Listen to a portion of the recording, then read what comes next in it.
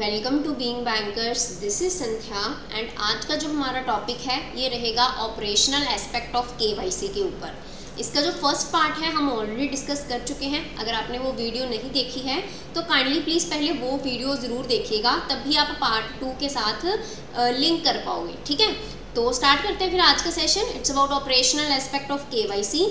Last session की अगर मैं बात करूं तो वहाँ पे हमने बेसिकली डिस्कस करा है कि केवाईसी क्या है एंड इसके नॉर्म्स। ठीक है, KYC stand for no your customer, जिसमें हमने देखा कि हमें कस्टमर की आइडेंटिटी को जानना है। किसको ये जानना ज़रूरी है? ब्रांच मैनेजर, ऑडिटर ऑफिसर या मॉनिटरिंग ऑफिशियल। कस्टमर की डेफिनेशन जानी कि जो यहाँ पे पर्सन अकाउंट ओपन करवाता है फाइनेंशियल एंटिटी के साथ या रिपोर्टिंग एंटिटी के साथ फाइनेंशियल नेचर की ट्रांजैक्शन करता है या उसके बिहाफ के ऊपर कोई पर्सन जो है फाइनेंशियल नेचर की ट्रांजैक्शन करता है, वो कहलाता है कस्टमर। ठीक है, ये हमने केवाईसी का मीनिंग जाना था। फिर इसके बाद हमने कुछ नॉर्म्स जो हैं ये डिस्कस करें, जिसमें से हम ये 3 नॉर्म ऑलरेडी डिस्कस कर चुके हैं। हमारा जो लास्ट सेशन है उसमें हम ये जो 3 नॉर्म्स हैं ये डिस्कस कर चुके हैं, जिसमें हमने सबसे पहले जाना कस्टमर एक्सेप्टेंस पॉलिसी के बारे में कि बैंक किसको एक्सेप्ट करेंगे as a customer of the bank. ठीक है, फिर हमने कस्टमर आइडेंटिफिकेशन प्रोसीजर की क्या ओवीडीज हैं, आइडेंटिटी प्रूफ क्या है जो कस्टमर यहाँ पे सबमिट करवा सकते हैं बैंक के पास। ठीक है, फिर उसके बाद हमने कस्टमर ड्यू डिलिजेंस प्रोसीजर के बारे में जाना, डिपेंडिंग अपॉन कि क्या टाइप ऑफ नेचर है, इंडिविजुअल है, सोल प्रोप्राइटर है, ठीक है, कंपनी है, अकॉर्डिंगली उनसे डॉक्यूमेंट जो है वो लिए जाएंगे under customer due diligence procedure. Last जो नॉर्म है that is about alternate mode of CDD, customer due diligence procedure. एक तो हमने यहाँ पे डिस्कस करा कि भाई ये मीन्स हैं जिसके ज़रिए हम सीडीडी करेंगे। इसके अलावा और कौन से तरीके हैं जिसके ज़रिए हम सीडीडी प्रोसीजर कर सकते हैं, वो हम आज के सेशन में डिस्कस करेंगे। ये 3 हम ऑलरेडी डिस्कस कर चुके हैं नॉर्म्स लास्ट सेशन में। काइंडली प्लीज़ लास्ट सेशन ज़रूर गो थ्रू कीजिएगा। आज के सेशन में डिस्कस करेंगे alternate modes of CDD procedure. ठीक है,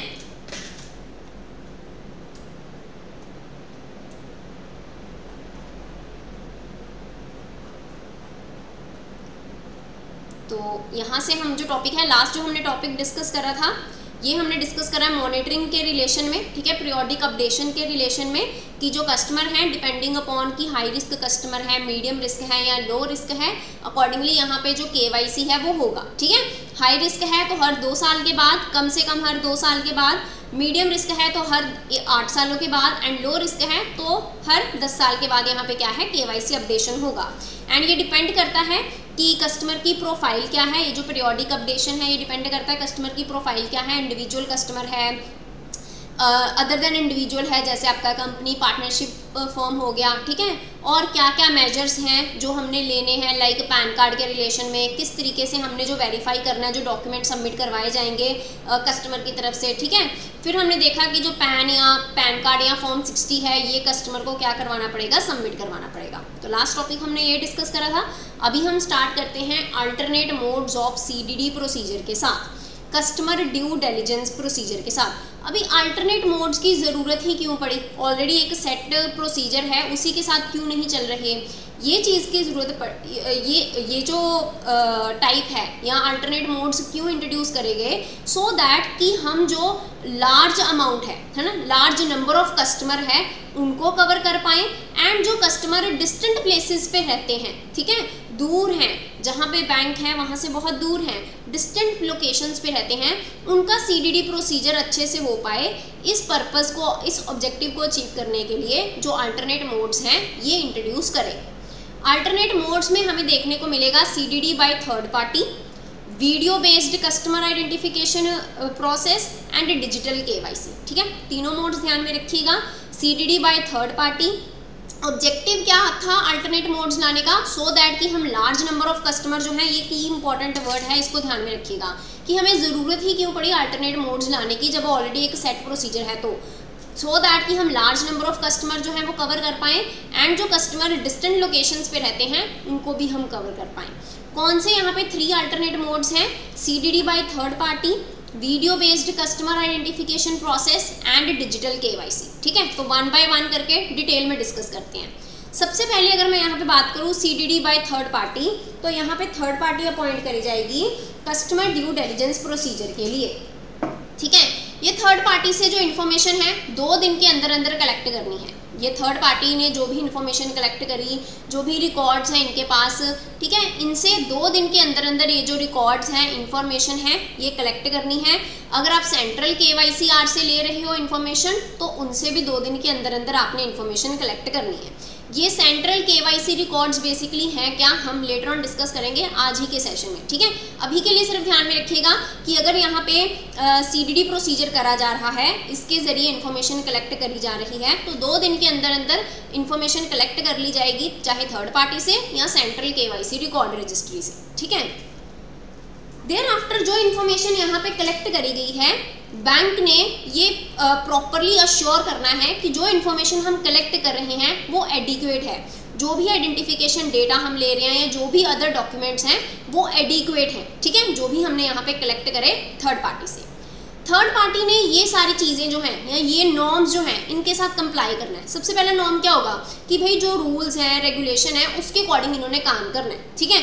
जो मेजर्स इनको बोले गए हैं कि आपने इसके अकॉर्डिंग जो है रिकॉर्ड मेंटेन करके रखना है या कंप्लाई करना है CDD प्रोसीजर के साथ, वो प्रॉपरली वो मेजर्स को फॉलो करते हों। एंड यहाँ पे जो थर्ड पार्टी है, ये थर्ड पार्टी जो भी यहाँ पे अपॉइंट करी गई है वो हाई रिस्क बेस्ड कंट्री से नहीं होना चाहिए, ठीक है, या ज्यूरिसडिक्शन से या हाई रिस्क बेस्ड कंट्री से वो जो थर्ड पार्टी है वो नहीं होनी चाहिए, ठीक है। तो ये कुछ नॉर्म्स हैं जो फॉलो करे जाएंगे थर्ड पार्टी के द्वारा जब भी वो CDD प्रोसीजर करेंगे, ठीक। नेक्स्ट हमने यहाँ पे मोड देखा video based customer identification process. तो RBI ने परमिट करा है बैंक्स को कि अगर फेस टू फेस यहाँ पे आइडेंटिफिकेशन प्रोसीजर लेट से कि किसी कारण से नहीं पॉसिबल, तो वो केस में यहाँ पे video based customer identification process जो है ये करा जा सकता है। एंड इसका क्या प्रोसीजर रहेगा, सबसे पहले तो आपके पास जो है जो पर्सन ये जो प्रोसेस है करेगा, है ना, जो पर्सन ये प्रोसेस करेगा, ऑफिशियल जो करेगा वो रेगुलेटेड एंटिटी का ही ऑफिशियल होना चाहिए, कोई और पर्सन को आप अपॉइंट नहीं कर सकते VCIP प्रोसीजर के लिए, ठीक है। जो वीडियो बेस्ड यहाँ पे कस्टमर आइडेंटिफिकेशन प्रोसीजर है, इसी का यहाँ पे एब्रीविएशन है VCIP, ठीक। तो जो भी यहाँ पे अभी वीडियो कॉन्फ्रेंसिंग के जरिए यहाँ पे इंफॉर्मेशन कलेक्ट करी जा रही है, तो यहाँ पे नंबर ऑफ क्वेश्चंस होंगे, उनका सीक्वेंस, टाइप ऑफ क्वेश्चन ये डिफरेंट हो सकते हैं, ठीक है। In case any prompting is observed, अगर कस्टमर एंड से कोई डिस्टर्बेंस यहाँ पे अराइज हो रही है जिसकी वजह से आप अच्छे से जो है इंफॉर्मेशन कलेक्ट नहीं कर पा रहे, तो ये प्रोसेस वहीं पे रिजेक्ट कर दिया जाएगा, ठीक है। जो ऑथराइज्ड ऑफिशियल हैं उन्होंने ये सारी इनमें से कोई भी मोड, ठीक है, इनमें से कोई भी मोड के जरिए जो आइडेंटिफिकेशन इन्फॉर्मेशन है वो लेनी है कस्टमर से। कौन कौन से मोड हैं, चाहे OTP बेस्ड आधार नंबर, इनको बोलो कि भाई OTP आएगा आपके नंबर के ऊपर, आप वो शेयर करिए। ऑफलाइन वेरिफिकेशन कर सकते हो आधार की, KYC रिकॉर्ड्स को चेक कर सकते हो, डाउनलोड कर सकते हो जो सेंट्रल KYC रिकॉर्ड रजिस्ट्री है वहाँ से इन्फॉर्मेशन, या OVD के इक्विवेलेंट अगर कोई यहाँ पे डॉक्यूमेंट है जो उन्होंने डिजी लॉकर में रखे हुए हैं, वो जो डॉक्यूमेंट है उनको आप यहाँ पे एक्सेप्ट कर सकते हो उनकी आइडेंटिफिकेशन को आइडेंटिफाई करने के लिए, ठीक है। अगर यहाँ पे मान लो कि जो उनका एड्रेस अभी है एंड जो एड्रेस ऑफिशियली वैलिड डॉक्यूमेंट में मेंशन है, दोनों अलग हैं, तो वो केस में जो उनका करंट एड्रेस है उसे यहाँ पे कैप्चर करा जाएगा, ठीक है, वीडियो कॉन्फ्रेंसिंग के जरिए उसे कैप्चर करा जाएगा। To confirm with the customer economic and financial profile information, जो भी आपने यहाँ पे डेटा कलेक्ट करना है, चाहे उसकी इकोनॉमिक कंडीशन के साथ रिलेटेड हो, फाइनेंशियल इन्फॉर्मेशन के साथ रिलेटेड हो, वो यहाँ पे प्रॉपरली इन्फॉर्मेशन लेके कंफर्म करी जाएगी कस्टमर से, ठीक है। To capture a clear image of the PAN card unless E-PAN is provided by the customer, तो प्रॉपर यहाँ पे जो पैन कार्ड होगा, ठीक है, उसको यहाँ पे कैप्चर करा जाएगा, क्लियर इमेज ली जाएगी, अगर नहीं है तो E-PAN के जरिए भी यहाँ पे जो इन्फॉर्मेशन है वो ली जा सकती है, ठीक है। तो ये यहाँ पे सेकंड मोड है। Second mode is what, video based customer identification process, and ये प्रोसीजर किस तरीके से रहता है, I hope so the thing is clear to you, ठीक है। थर्ड मोड की अगर मैं बात करूं, that is digital KYC, this is another process जिसके जरिए यहाँ पे जो आइडेंटिफिकेशन है, CDD प्रोसीजर है वो करा जाता है, ठीक है। तो डिजिटल KYC के भी कुछ क्या हैं, स्टेप्स हैं, ठीक है, प्रोसेस के कुछ स्टेप्स हैं। सबसे पहला स्टेप क्या है, pre requisite for digital KYC. अगर यहाँ पे आपने डिजिटली केवाईसी जो नॉर्म्स हैं उनके साथ कंप्लाई करना है कस्टमर के लिए, तो सबसे पहले कुछ प्री रिक्विजिट्स होने चाहिए ना, कि भाई ये सारी चीज़ें आपके पास अवेलेबल होंगी तो आप कर सकते हो। जैसे मैं बात करूँ, आपने JIB का एग्जाम देना है ना, तो उसके लिए आपके पास IIBF का मेंबरशिप होना चाहिए, that is pre requisite, so that कि आप JIB का एग्जाम दे पाओ, है ना। इसी तरीके से अगर डिजिटल केवाईसी की अगर मैं बात करूं, तो डिजिटल केवाईसी करने के लिए क्या प्री रिक्विजिट्स हैं जो होने चाहिए। सबसे पहले तो आपके पास जो एप्लीकेशन है, सॉफ्टवेयर है, वो होना चाहिए जिसके जरिए आप डिजिटल केवाईसी कर सकते हो, ठीक है। एंड ये जो सॉफ्टवेयर है, ये जो एप्लीकेशन है, इसे आप एक्सेस कर पाओगे ओनली थ्रू लॉगिन ID या पासवर्ड, या जो भी आप इमीडिएट बेसिस के ऊपर जो OTP जो है वो अराइज होगा उसके जरिए, ठीक है। एंड ये जो डिजिटल केवाईसी का प्रोसेस है, ये किस लोकेशन पे होगा, जहाँ पे ऑथराइज्ड ऑफिशियल है वो लोकेशन पे ये जो प्रोसेस है ये होगा। The customer must have original OBD in possession. जब भी डिजिटल केवाईसी होगी तो जो कस्टमर है उसकी पोजेशन में ओरिजिनल OBD होना ज़रूरी है, ठीक है।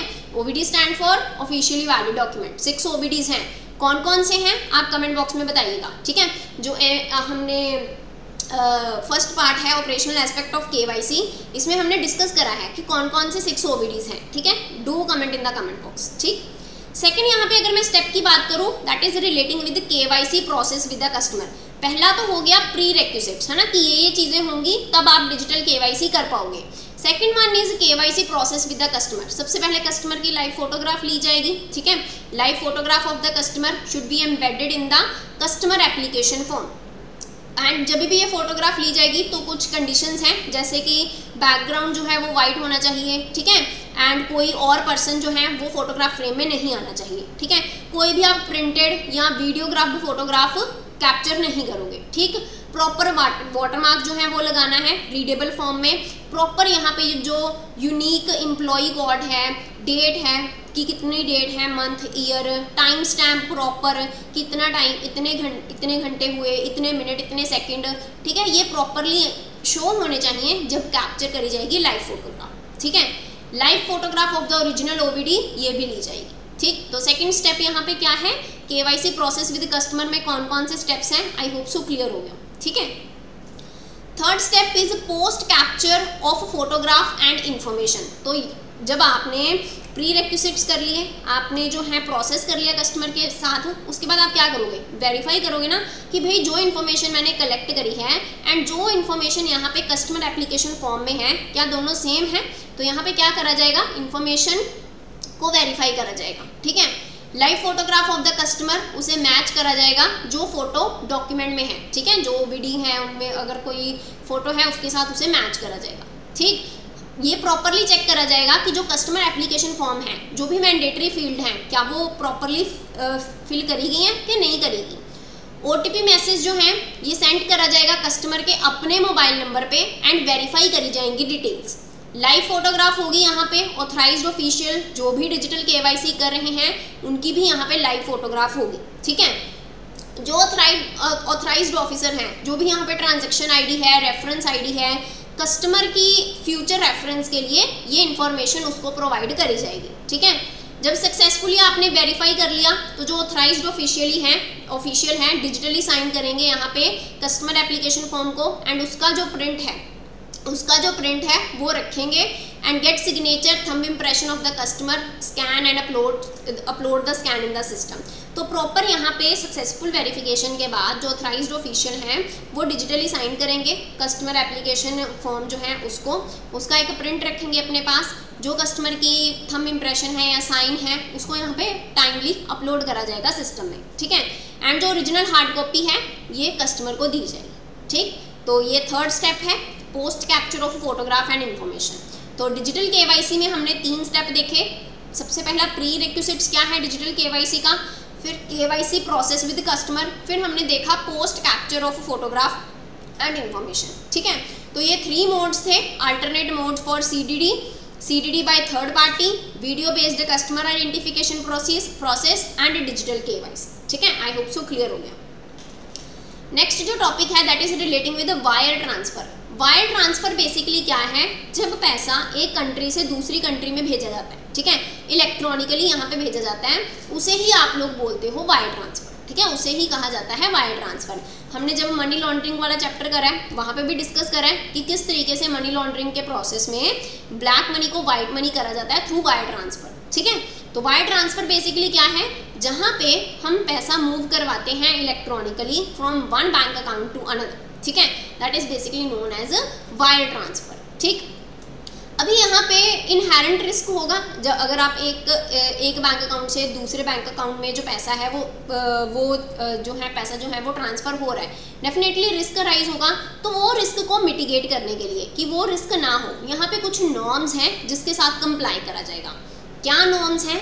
सबसे पहला, जब भी यहाँ पे क्रॉस बॉर्डर वायर ट्रांसफ़र होगा तो यहाँ पे प्रॉपर जो भी यहाँ पे पर्सन पैसा भेज रहा है उसकी इन्फॉर्मेशन जो है प्रॉपरली यहाँ पे कलेक्ट करी जाएगी। ठीक है, accurate information, meaningful information in relation to the name, address, account number, जो यूनिक रेफरेंस नंबर है। ठीक है, अगर अकाउंट नंबर नहीं है तो उसको एक यूनिक रेफरेंस नंबर दिया जाएगा।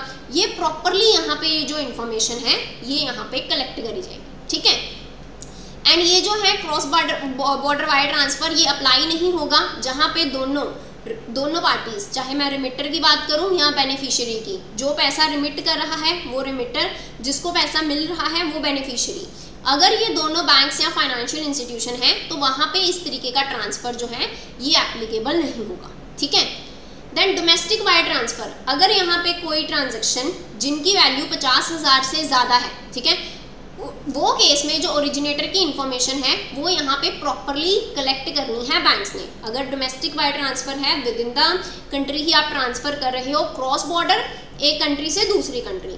Domestic wire transfer with in the country, अगर आप 50,000 से ज़्यादा की ट्रांजेक्शन कर रहे हो तो आप कर सकते हो, लेकिन प्रॉपर यहाँ पे इन्फॉर्मेशन जो है ओरिजिनेटर की वो ली जाएगी, name, address, account number etcetera. ठीक है, डोमेस्टिक वायर ट्रांसफ़र स्ट्रक्चरिंग, तो अगर यहाँ पे जानबूझ के जो कस्टमर है, अगर 50,000 से ऊपर की ट्रांजैक्शन है तो प्रॉपर मॉनिटरिंग होगी ना, लेकिन कस्टमर यहाँ पे क्या कर रहा है, सो दैट कि उसे रिपोर्टिंग या मॉनिटरिंग ऐसा ना हो, इसके लिए वो जानबूझ के 50,000 के नीचे की ट्रांजैक्शन कर रहा है ना, तो वो केस में आपने प्रॉपरली आइडेंटिफिकेशन जो है कस्टमर की वो करनी है। ठीक है, इन case of non cooperation from the customer, तो हम यहाँ पे क्या करेंगे, अगर जो इन्फॉर्मेशन मांगी गई कस्टमर से वो नहीं सबमिट करवा रहे तो प्रॉपर यहाँ पे जो सस्पिशियस ट्रांजैक्शन रिपोर्ट है कस्टमर की आइडेंटिटी को जानने के लिए, ठीक है, हम सस्पिशियस ट्रांजैक्शन जो रिपोर्ट है वो यहाँ पे फॉर्मुलेट करेंगे। ठीक है, so in case of non cooperation from the customer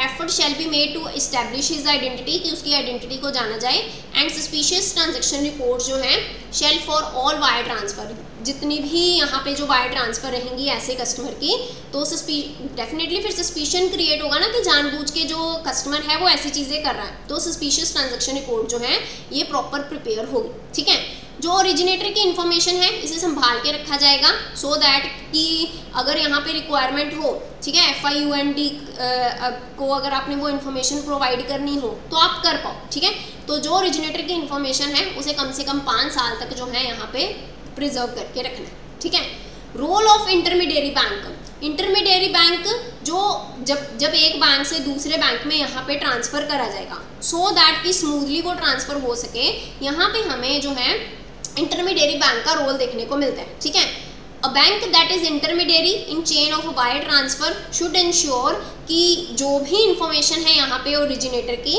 वो प्रॉपरली यहाँ पे उन्होंने कलेक्ट करनी है। ठीक है, जब भी वायर ट्रांसफ़र रहेगा, एंड जब तक ट्रांसफ़र नहीं होता तब तक वो इन्फॉर्मेशन को रिटेन करके रखना है। मान लो कि जो ट्रांसफ़र है लेट से कि ए कंट्री से बी कंट्री में होना है, ठीक है, सो दैट कि ए कंट्री से बी कंट्री में ट्रांसफ़र हो सके, यहाँ पे अपॉइंट करा गया जेड बैंक को, यहाँ पे अपॉइंट करा गया जेड बैंक को। ये जेड बैंक ही क्या कहलाएगा, इंटरमीडियरी बैंक। एंड ये इंटरमीडियरी बैंक ने जिस बंदे ने यहाँ पे पैसा रिमिट करा, पैसा भेजा, जो ओरिजिनेटर है, इसकी इन्फॉर्मेशन को प्रॉपरली कलेक्ट करना है एंड रिटेन करके रखना है जब तक ट्रांसफ़र नहीं होता। ठीक है,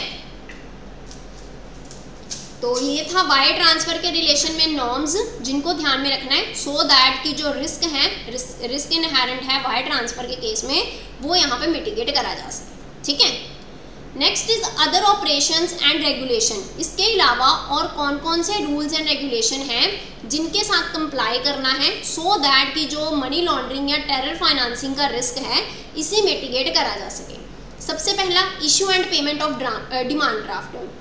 तो अगर यहाँ पे डिमांड ड्राफ्ट, टेलीग्राफिक ट्रांसफ़र, इसके ज़रिए आप यहाँ पे रिमिट कर रहे हो पैसा, ठीक है, एंड ये जो पैसा है ये 50,000 एंड इससे ज़्यादा है, एंड ये जो पैसा है 50,000 या इससे ज़्यादा है, तो यहाँ पे कस्टमर का अकाउंट डेबिट करा जाएगा या चेक के अगेंस्ट जो है ये अमाउंट डेबिट करी जाएगी, कैश के अगेंस्ट नहीं।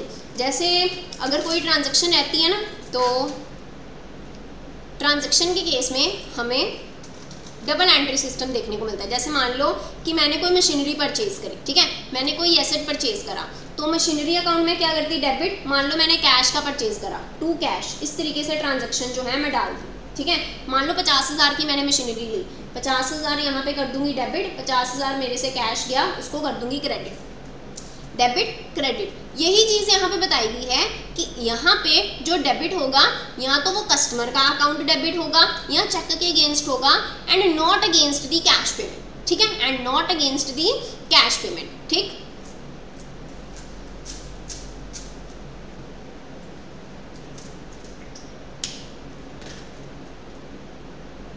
Then next is the name of the purchaser shall be incorporated on the face of the demand draft। जिन्होंने भी परचेज करा है डेफिनेटली डीडी, ठीक है, उनका नेम जो है डीडी के ऊपर या पे ऑर्डर या बैंक चेक जो भी हैं उनके ऊपर होगा, ठीक।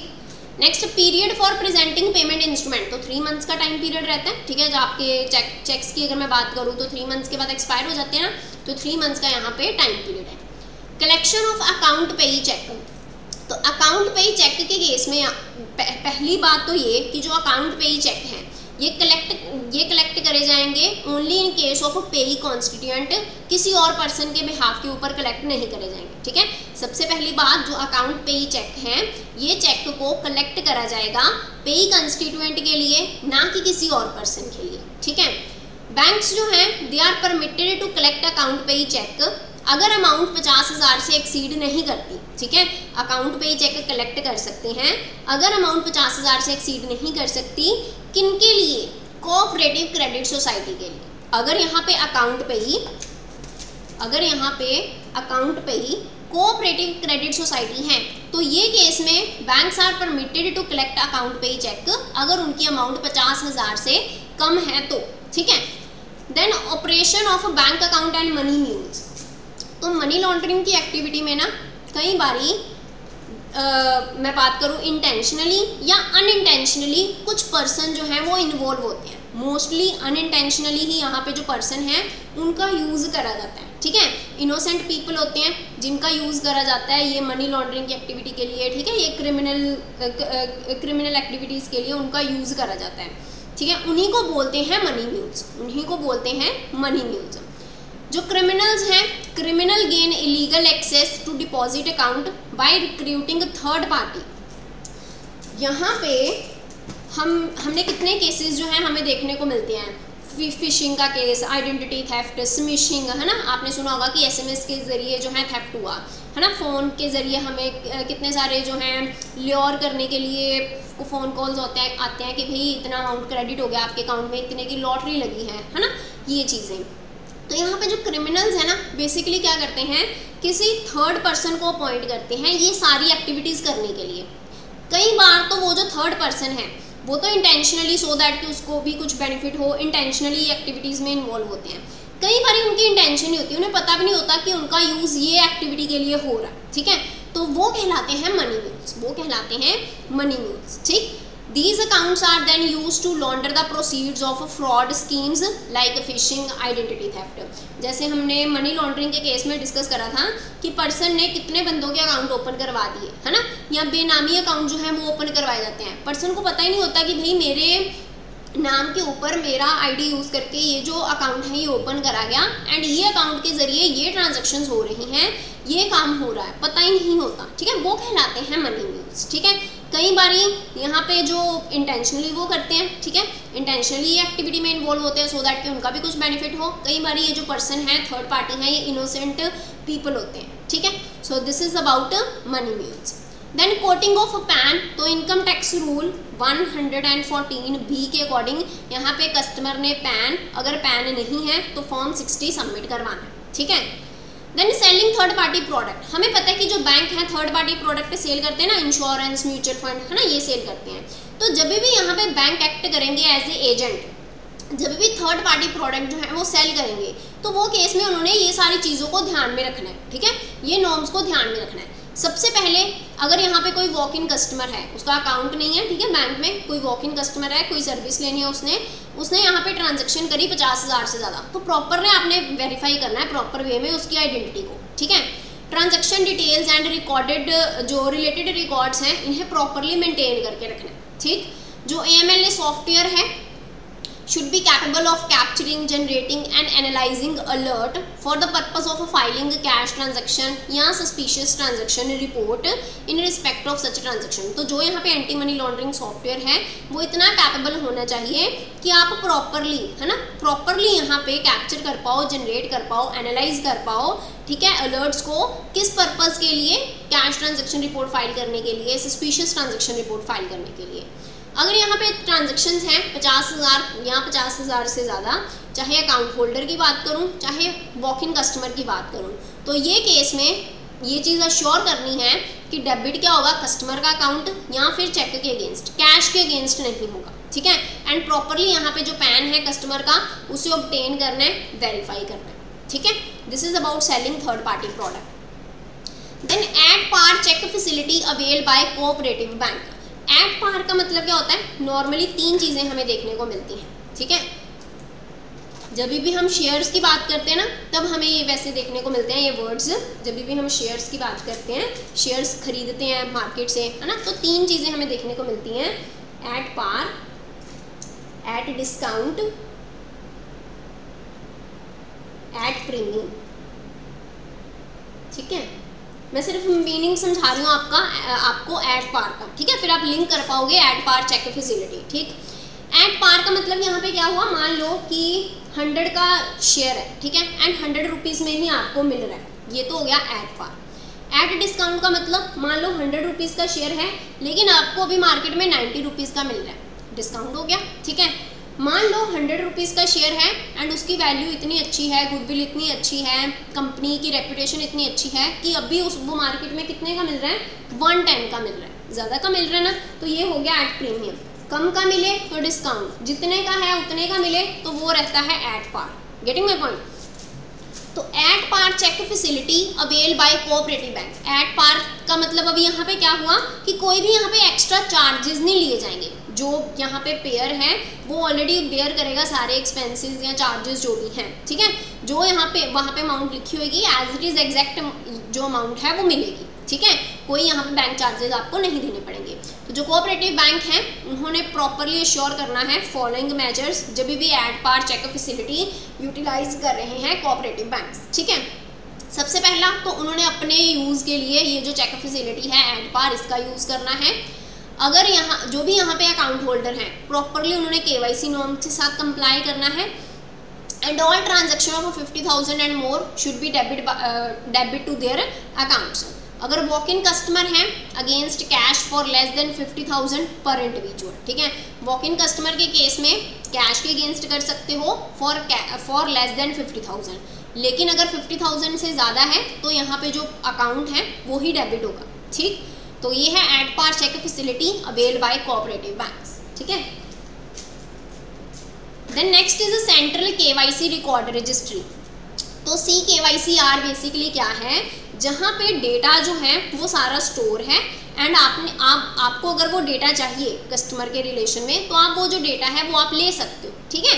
तो central KYC record registry basically है क्या, एक ऐसी एंटिटी है जिसके पास ये अथॉरिटी है कि वो यहाँ पे इंफॉर्मेशन किसके रिलेशन में, KYC रिकॉर्ड के रिलेशन में, ठीक है।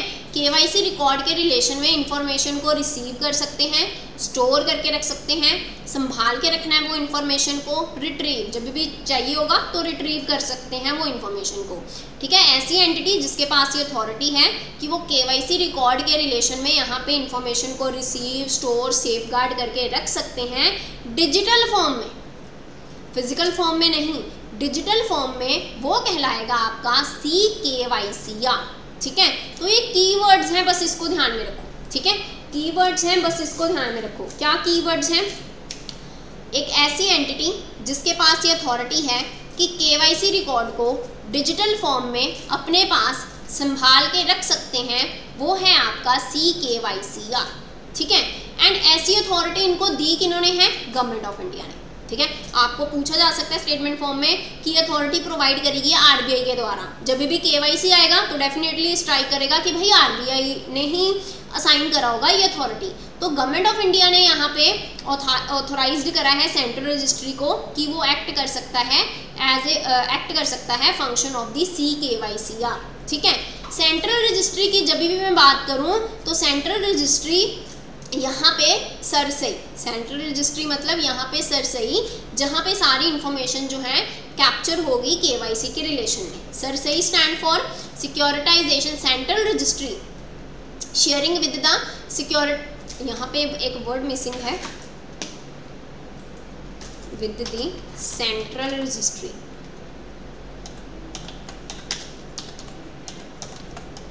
सेंट्रल रजिस्ट्री, ठीक है। Central registry of securitisation, asset reconstruction and security interest of India, CERSAI, ठीक है। CE stand for central registry, ठीक है। Securitisation, R stand for securitisation, A stand for asset reconstruction and I stand for security interest, ठीक है। तो यहाँ पे जो बैंक्स हैं, बैंक्स ने यहाँ पे जो भी KYC के रिलेशन में इंफॉर्मेशन है, जो सेंट्रल रजिस्ट्री है जिसको अथॉरिटी दी है गवर्नमेंट ऑफ इंडिया ने, नोन एज सरसई, उसके पास जो इंफॉर्मेशन है ये सबमिट करवानी है, ठीक है।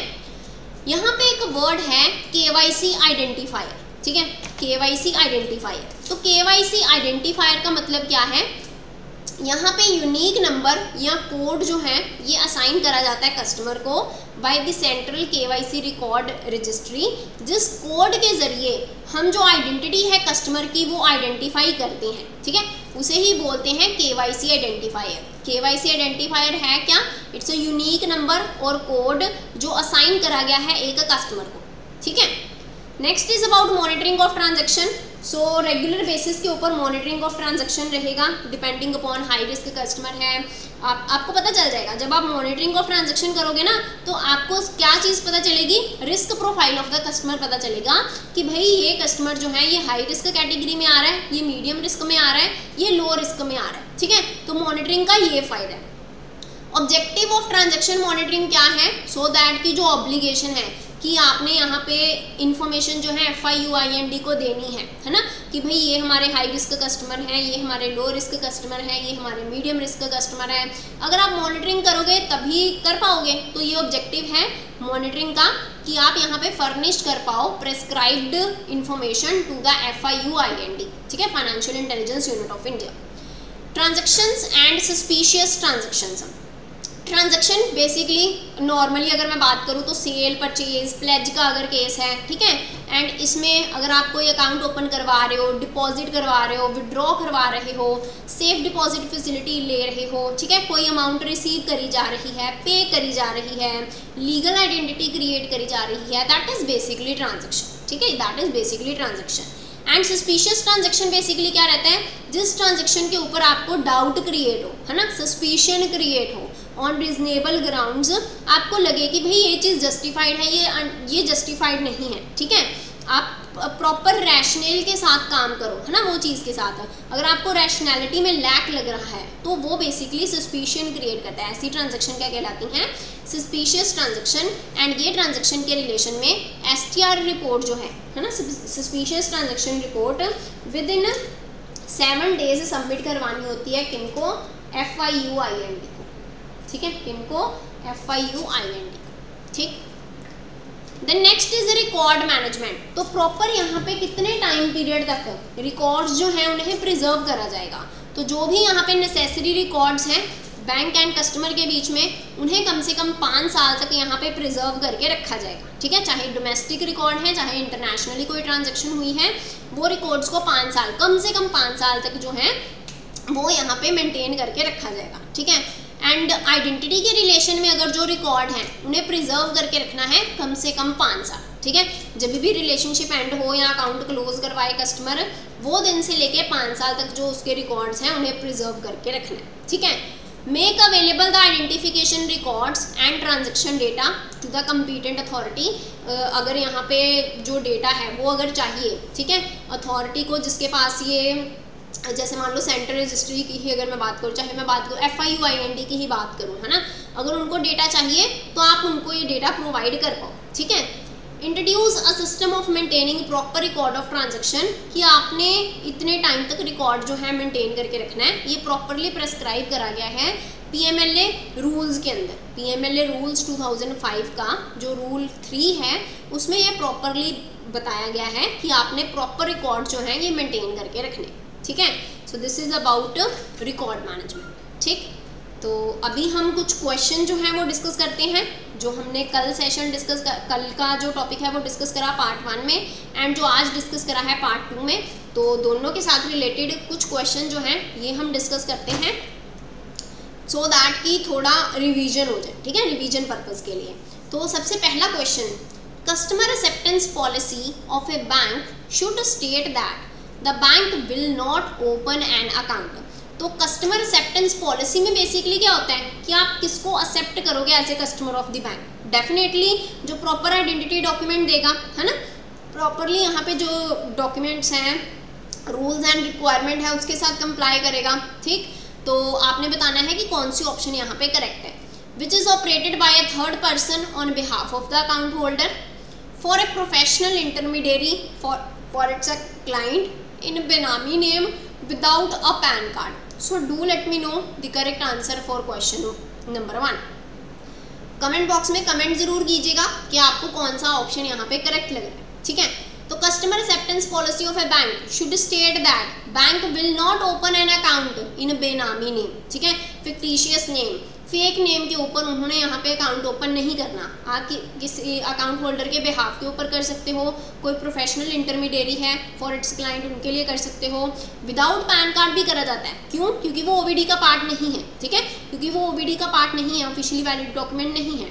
विदाउट पैन कार्ड भी करा जाएगा, आप कोई और डॉक्यूमेंट सबमिट करवाया होगा कस्टमर ने बैंक के पास, लेकिन बेनामी नेम में आप अकाउंट ओपन नहीं कर सकते, ठीक है।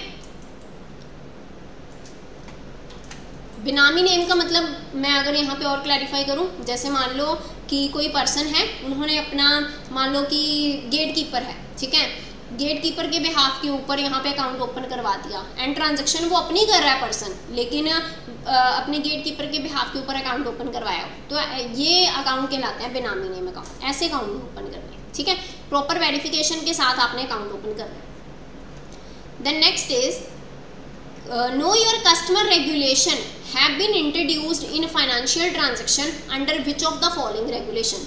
तो ये तो आप क्विकली आंसर कर लोगे कि यहाँ पे जो KYC रेगुलेशंस हैं, ठीक है, ये इंट्रोड्यूस करे गए under which of the following act, banking companies prevention of money laundering act, reserve bank of India act या कंपनीज एक्ट। तो PML एक्ट के अंदर इंट्रोड्यूस करा गया, ठीक है, प्रिवेंशन ऑफ मनी लॉन्ड्रिंग की एक्टिविटी में बेसिकली हमें यहाँ पे बैंक्स का रोल देखने को मिला।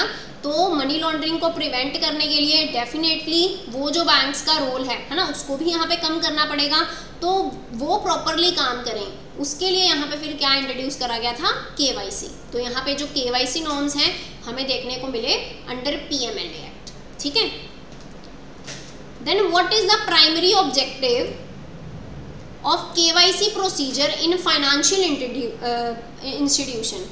KYC प्रोसीजर लाने का वैसे तो बहुत सारे ऑब्जेक्टिव होंगे, लेकिन यहाँ पे की फोकस है किस वर्ड के ऊपर, प्राइमरी, कि मेन ऑब्जेक्टिव क्या था KYC लाने के पीछे, to maximise profit, to prevent money laundering and terrorist financing, to attract more customers, to reduce paper work. मैं आपको बोल रही हूँ, अगर आपको मोर देन वन ठीक लग रहा है यू आर करेक्ट, लेकिन हमें यहाँ पे प्राइमरी बोला गया, ठीक है। आपने ढूंढ भी लिया होगा कि प्राइमरी ऑब्जेक्टिव क्या है। Definitely to prevent the money laundering activity and terrorist financing activity को प्रिवेंट करने के लिए यहाँ पे जो KYC प्रोसीजर्स हैं ये फॉलो करे जा रहे हैं, ठीक है। तो करेक्ट आंसर क्या है यहाँ पे, इट्स ऑप्शन बी। तो जिन भी स्टूडेंट्स ने यहाँ पे ऑप्शन बी के लिए बोला है दे आर करेक्ट, ठीक। Then next is customer identification is required to be done for international transfer of a fund of 50,000 and above, any value over 50,000, none of the above। 50,000 and above and over 50,000 one and the same thing ही है. So do let me know the correct answer for question number 4. Comment box में आप एक बार के लिए attempt जरूर कीजिएगा question 4 and let me know the correct answer for question 4. देखो, अगर मैं यहाँ पे बात करूँ, चाहे आपने यहाँ पे 5 रुपए की ही क्यों ना ट्रांजैक्शन करनी हो, प्रॉपर यहाँ पे जो आईडी है, जब भी आप ट्रांजैक्शन कब कर पाओगे, जब अकाउंट ओपन होगा. अकाउंट कैसे ओपन होगा, अगर यहाँ पे प्रॉपर कस्टमर आइडेंटिफिकेशन हुआ है, तो कोई भी वैल्यू हो कस्टमर आइडेंटिफिकेशन तो होगा ही होगा. ठीक है, कस्टमर आइडेंटिफिकेशन तो होगा ही होगा. तो इंटरनेशनल ट्रांसफ़र के केस में डेफिनेटली कोई भी वैल्यू हो, आप एक कंट्री से दूसरी कंट्री में पैसा ट्रांसफ़र कर रहे हो, कितनी भी अमाउंट का क्यों ना हो, यहाँ पे प्रॉपर कस्टमर आइडेंटिफिकेशन होगा, फिर ही आप पैसा ट्रांसफ़र कर सकते हो. ठीक है, ऐसा नहीं कि 50,000 से ज़्यादा होगा तो फिर ही यहाँ पे प्रॉपर कस्टमर आइडेंटिफिकेशन होगा. कोई भी वैल्यू हो यहाँ पे, एनी वैल्यू हो यहाँ पे, कस्टमर आइडेंटिफिकेशन होगा in case of international transfer of funds. ठीक है, तो करेक्ट आंसर यहाँ पे क्या है, it's option B. I hope so clear हो गया. ठीक है,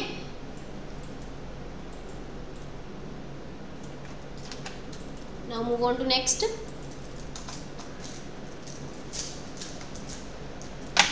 सो which of the following is not typically part of KYC process. तो KYC प्रोसेस के कुछ स्टेप्स रहते हैं ना, आपने बताना है कौन सा वो स्टेप का पार्ट नहीं है. Verify customer identity, assessing customers credit worthiness, monitoring transaction, conducting market research. तो KYC प्रोसेस में हमने जाना ना कि customer acceptance policy, customer identification procedure, monitoring, CDD, enhanced CDD, है ना, ये सारे जो हैं हमें स्टेप्स देखने को मिलते हैं KYC प्रोसेस में. लेकिन कहीं भी हमने कंडक्टिंग मार्केट रिसर्च ये वाला जो स्टेप है ये नहीं देखा इन केस ऑफ KYC. इसमें हमें कस्टमर के साथ रिलेटेड कि कौन सा कस्टमर को एक्सेप्ट करना है as a customer of bank, का आइडेंटिफिकेशन प्रोसीजर क्या रहेगा, एनहांस्ड CDD क्या रहेगा, CDD प्रोसीजर क्या रहेगा, ये सारी चीज़ें हमें देखने को मिलती हैं. मार्केट रिसर्च नहीं. ठीक है, मार्केट रिसर्च नहीं. तो करेक्ट आंसर क्या रहेगा क्वेश्चन के पॉइंट ऑफ व्यू से, इट्स ऑप्शन डी. ठीक है, बाकी सारे हमें देखने को मिलेंगे KYC प्रोसेस में. कस्टमर की आइडेंटिटी को वेरीफाई करा जाएगा, क्रेडिट वर्दीनेस को चेक करा जाएगा, मॉनिटरिंग करी जाएगी ट्रांजैक्शन, सो दैट की रिस्क प्रोफाइल को आप असेस कर पाओ कस्टमर की. ठीक है, तो correct answer is what, it's option D. Then next is among the documents stated below which is not an OVD. कौन सा OVD नहीं है? PAN card, job card by NREGA, letter by NPR, national population register, proof of possession of Aadhaar card. So do let me know the correct answer. And ये question का answer सभी लोग करेंगे. ठीक है, क्योंकि हमने अच्छे से डिस्कस करा है कि कौन कौन से OVD हैं. ठीक है, कौन कौन से OVD हैं. तो मैंने आपको बताया कि 6 OVDs जो हैं ये हमें लिस्ट में देखने को मिलते हैं. 6 OVDs जो हैं हमें लिस्ट में देखने को मिलते हैं, जिसमें हम सबसे पहले बात करते हैं आधार कार्ड की. ठीक है, आधार कार्ड की. फिर हम बात करते हैं यहाँ पे पासपोर्ट की. फिर हम बात करते हैं वोटर ID की. फिर रहता है आपका ड्राइविंग लाइसेंस. ठीक है, ड्राइविंग लाइसेंस. फिर आपका रहता है कार्ड इशूड बाय नरेगा. ठीक है, card issued by NREGA. And यहाँ पे जो आपका लेटर है इशू करा है यहाँ पे नेशनल पॉपुलेशन रजिस्टर ने वो. ठीक है, तो ये यहाँ पे 6 OVDs हैं. क्या हमने यहाँ पे कहीं पहले पैन कार्ड जो है इसका पार्ट था लेकिन अभी नहीं है. पहले पैन कार्ड इसका पार्ट था लेकिन अभी नहीं है. रीज़न बीइंग क्योंकि पैन कार्ड में पता आपको परमानेंट अकाउंट नंबर होता है. ठीक है, फोटो होती है पर्सन की, लेकिन एड्रेस से रिलेटेड इन्फॉर्मेशन नहीं होती. ठीक है, दैट्स वाई. तो पैन कार्ड जो है ये OVD का पार्ट नहीं है, बाकी सारे OVD हैं. ठीक, एंड कौन कौन से हैं इसको भी ध्यान में रखिएगा, इसके रिलेशन में भी क्वेश्चन पूछा जा सकता है. तो correct answer from question point of view is what, it's option A. ठीक है, the next question is in case of A company which is not listed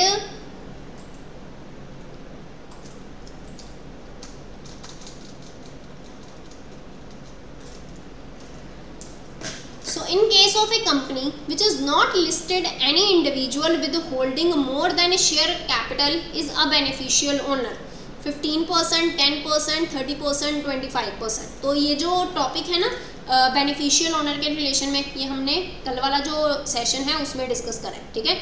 जो लास्ट सेशन है जिसमें हमने पार्ट 1 डिस्कस करा है, operational aspect of KYC, beneficial owner का topic उसमें डिस्कस करा है। तो अगर आपने वो सेशन अटेंड करा है तो आप क्विकली अटेम्प्ट कर लोगे कि ये केस में करेक्ट आंसर क्या रहेगा, ठीक है, कि ये केस में करेक्ट आंसर क्या रहेगा। क्या 15% है? बेसिकली यहाँ पे बताया गया है कंपनी के केस में बेनिफिशियल ओनर किसको बोलोगे, ठीक है, कंपनी के केस में बेनिफिशियल ओनर किसको बोलोगे। तो हमने कल के सेशन में डिस्कस करा था, मैं अभी आपको बता भी देती हूँ, एक बार हम रिकॉल भी कर लेते हैं बेनिफिशियल ओनर वाला केस। कल के सेशन में हमने डिस्कस करा था कि कंपनी के केस में अगर कोई बेनिफिशियल ओनर होगा तो उसका यहाँ पे कितना राइट होगा, 25% ऑफ कैपिटल उसका यहाँ पे शेयर होगा, ठीक है। तो करेक्ट आंसर क्या है? It's option D. तो एक बार के लिए बेनिफिशियल ओनर वाला जो टॉपिक है ये बता देती हूँ, सो दैट कि जिनकी यही फर्स्ट क्लास है वो भी रिलेट कर पाएँ, जिन्होंने पहला सेशन अटेंड करा है वो तो रिलेट कर ही पा रहे होंगे। तो ये टॉपिक है हम ऑलरेडी डिस्कस कर चुके हैं, identification of a beneficial owner. तो ओनरशिप क्राइटेरिया क्या है? बेसिकली सबसे पहला तो कैपिटल के रिलेशन में है, दूसरा क्या कंट्रोल है, यहाँ एक्टिविटी है वो एंटिटी परफॉर्म कर रही है उसके रिलेशन में है, ठीक है। कैपिटल क्राइटेरिया की बात करूँ तो कंपनी के केस में किस पर्सन को बोलोगे बेनिफिशियल ओनर? अगर यहाँ पे 25% या उससे ज़्यादा उसका शेयर है कैपिटल या प्रॉफिट में। पार्टनरशिप के केस में, बॉडी ऑफ इंडिविजुअल या एसोसिएशन ऑफ पर्सन के केस में, या ट्रस्ट के केस में, यहाँ ट्रस्ट के केस में यहाँ पे कितना परसेंटेज है, 15।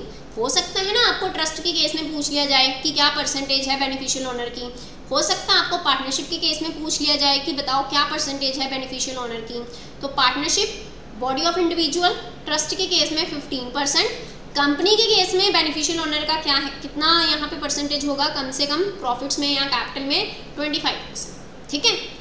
तो ये हमने कल के सेशन में जो है ये डिस्कस करा था। तो 7th क्वेश्चन हम डिस्कस कर रहे थे, ठीक है। तो ये लास्ट ही क्वेश्चन था एंड आई होप सो कि ये जो टॉपिक है ये आपको समझ में आया हो। सेशन कैसा लगा आपको, आप कमेंट बॉक्स में ज़रूर बताइएगा। अगर आपकी कोई सजेशन रहती है सेशन के रिलेशन में, do let me no, I welcome your suggestion, just do comment in the comment box. Video अच्छी लगी हो तो वीडियो को लाइक ज़रूर कीजिएगा एंड हमारा चैनल बीइंग बैंकर्स इसे सब्सक्राइब ज़रूर कीजिएगा, ठीक है। हमारा चैनल है बीइंग बैंकर्स, इसे सब्सक्राइब जरूर कीजिएगा। टेलीग्राम ग्रुप ज्वाइन कर लीजिए, लिंक आपको डिस्क्रिप्शन बॉक्स में गिवन है। पहली जो क्लासेस हुई हैं, ठीक है, ऑलरेडी जो 4 क्लासेस हैं IBS की वो हो चुकी हैं, 3 और 4 क्लासेस, आप एक बार ही उनको ज़रूर गो थ्रू कीजिएगा, ठीक है। तो इसी के साथ जो आज का सेशन है इसे वाइंड अप करती हूँ। So this is all about today's session, thank you very much.